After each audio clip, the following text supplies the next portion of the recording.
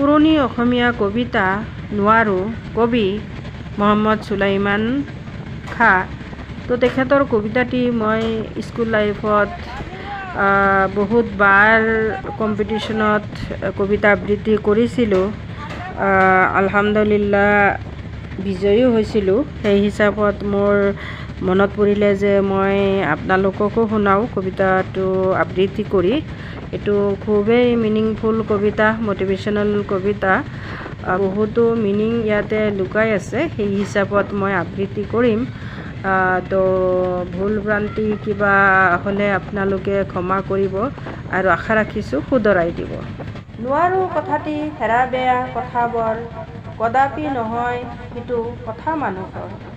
এলেহুৱা যিটো হয় নোৱাৰো সেইটোৱে কয়। তেনেহ'লে তুমি কিয় নোৱাৰো বুলিবা?